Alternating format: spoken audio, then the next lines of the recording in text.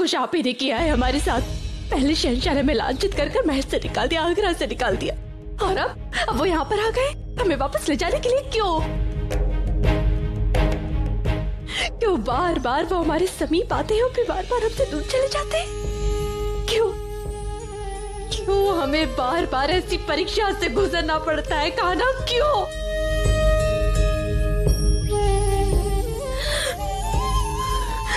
और हम क्यों जाए वापस? हम अभी तक अपना अपमान भूले नहीं हैं। हमारी भक्ति में ऐसी क्या कमी रह गई थी कान्हा, जो हमें ऐसे दिन देखने पड़ रहे हैं?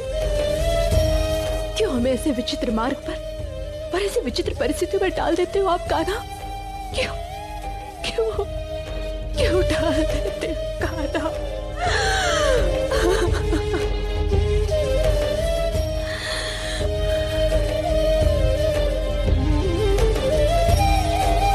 हमें यहाँ से जाना होगा, हम यहाँ से चले जाएंगे।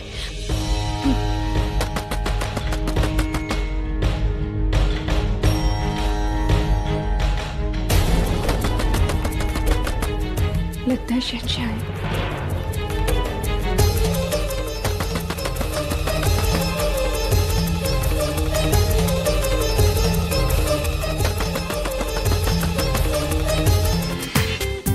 पूरा एपिसोड देखिए ZEE5 पर। तो हमने उनकी आंखों में देखा है वो पीड़ा, वो पश्चाताप। हम उनका पक्ष लेने की चेष्टा नहीं कर रहे हैं। हमने उन्हें तुम्हारे वियोग में जलते देखा है। हम जानते हैं कि तुमने जो भी कुछ निर्णय लिया है वो उचित है। कोई भी राजवंशी स्त्री वही करती जो तुमने किया है बेटा। पर हम फिर भी चाहते हैं कि तुम शहंशाह को क्षमा कर दो। नहीं, तुम आगरा जाना नहीं चाहती, कोई बात नहीं, तुम हमारे साथ आमेर चलो। नहीं बापू साहब, हम यहाँ पर बहुत प्रसन्न हैं। हम आपके साथ नहीं जा सकते। छोटा, हम जानते हैं कि तुम्हारी मासा ने तुमसे बहुत कटु वचन कहे हैं, पर उनका लक्ष्य था कि तुम्हारा परिवार न टूटे। तुम्हारी मासा कभी नहीं चाहती थी कि उनका संबंध तुमसे टूटे। बेटा, वो शैया पर पड़ी हैं, तुम्हारे लिए बहुत चिंतित हैं। हमने बिलखते देखा है उन्हें तुम्हारे लिए। अपनी मासा पर इतना क्रोध? बेटा, उनके प्यार और हमारे स्नेह पर तुम्हें बिल्कुल विश्वास नहीं था। एक पिता के लिए ये मर जाने जैसी बात है कि उसके जीवित रहते उसकी बेटी को इस तरह भटकना पड़े। जो था तुम्हारा अधिकार है हमारे आमेर पर, हमारे हर मान पर, धन पर तुम्हारा समान अधिकार है बेटा। बेटियों का हिस्सा कभी समाप्त नहीं होता। उनका ब्याह हो जाने पर भी उनका अपने घर पर समान अधिकार होता है बेटा, जो तुम्हारा है। हमारे घर के द्वार तुम्हारे लिए हमेशा खुले रहेंगे। तुम्हें हमारे साथ चलना होगा जोधा, तुम्हारी मासा के लिए। नहीं बापू साहब, हम नहीं आ सकते, हम नहीं आएंगे। तो ठीक है, तुम अगर हठी हो तो हम भी तुम्हारे पिता हैं। सारा राजकाज छोड़कर यहीं रहेंगे इसी आश्रम में। मथुरा से जाएंगे नहीं तुम्हें लिए बिना। आपने तो स्वयं देखा है जोधा को शहंशाह, वो हठी हैं और स्वाभिमानी भी। एक बार जो ठान लेती है फिर पीछे नहीं हटती। राजा साहब, हम तैयार हैं जो लड़कों को हर तरह से मनाने के लिए, लेकिन अगर वो इसी तरह हमसे दूर जाती रहेंगी तो हम उन्हें कैसे मना पाएंगे? शहंशाह, यदि आपकी सहमति हो तो हम उसे अपने साथ आमेर ले जाना चाहते हैं। शहंशाह, जोधा की मनस्थिति ऐसी नहीं है कि वो आगरा जा सके। कुछ दिन आमेर में रहेगी तो उसका मन शांत हो जाएगा, और फिर वहां उसकी मासा हैं, दादी सा हैं, उसे समझाएंगी तो कदाचित वो मान जाए। शहंशाह, आमेर में इस समय गणगौर का महा महोत्सव चल रहा है, और इस उत्सव में हम अपनी बेटियों को सादर आमंत्रित करते हैं। भगवान महादेव और गौरी की कृपा रही तो संभवतः सब कुछ ठीक हो जाएगा। इस उत्सव में हम आपको आमंत्रित नहीं कर पा रहे हैं, क्षमा करिए। शहंशाह, समय के साथ जोधा का क्रोध कम हो जाएगा। फिर आपके आमेर आने पर तो कोई प्रतिबंध नहीं है। आप कभी भी आमेर आएं और उससे बात करें। ईश्वर चाहेगा तो सब कुछ ठीक हो जाएगा। आप विश्वास रखें। आप सही फरमाते हैं राजा साहब। जब गुनाह हमारा है तो सजा हमें ही भुगतनी है। आप अपने आप को दोष न दे शहंशाह।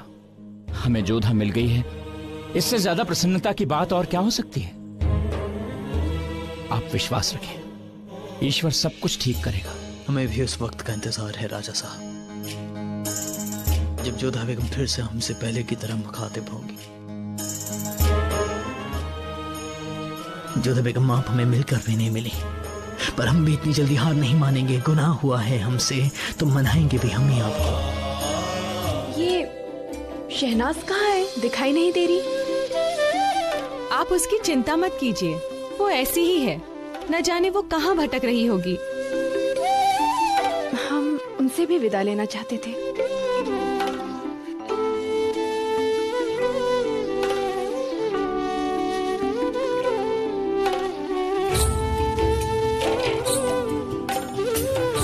इसे हमारी ओर से इस आश्रम के लिए योगदान ही समझिएगा। हम आपका उपकार जीवन भर नहीं भूल सकते। यह धन उपकार चुकाने के लिए नहीं है, अपितु इसलिए है कि आवश्यकता पड़ने पर जोधा की तरह कोई भी यहां पुत्री आए, आप उसका सहयोग कर सकें।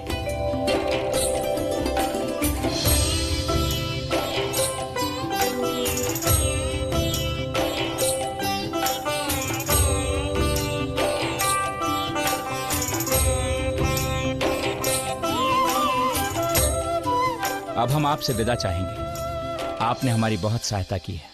ये आप कैसी बात कर रहे हैं महाराज? हमने तो सिर्फ अपना कर्तव्य पूर्ण किया है। पिता को उनकी बिछड़ी हुई पुत्री से मिलवाया है। प्रणाम जोधा बेगम। जी प्रणाम। क्षमा चाहते हैं, हम आपको पहचान नहीं सके। यदि हमें ज्ञात होता कि आप हमारे ही आश्रम में हैं तो। ईश्वर की कृपा है कि जोधा आपके आश्रम में थी, इसीलिए तो हमें मिल पाई। हम आपका बहुत आभार व्यक्त करते हैं। इस आश्रम में हमें न केवल आश्रय मिला बल्कि बहुत अच्छा परिवार भी मिला। ये तो आपका बड़प्पन है बेगम साहिबा। शहनाज तो हमें नहीं मिली, परंतु ये आप उन्हें दे दीजिएगा। हमने उनके लिए बहुत ही प्रेम से बनाया है और उनसे कहिएगा कि हम उन्हें सदा स्मरण रखेंगे।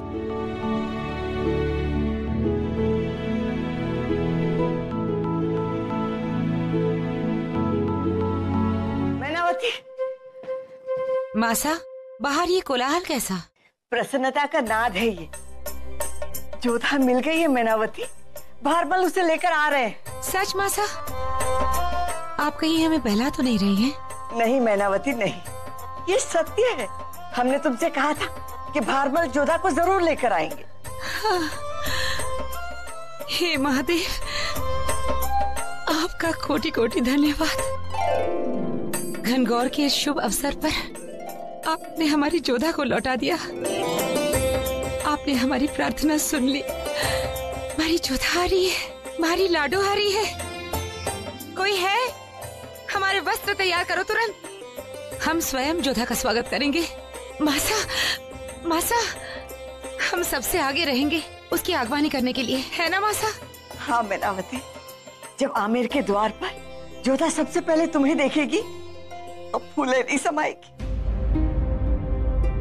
हमारी बेटी की डोली आमिर से उठी थी। हमारी इच्छा है कि उसकी अर्थी आगरा से उठे।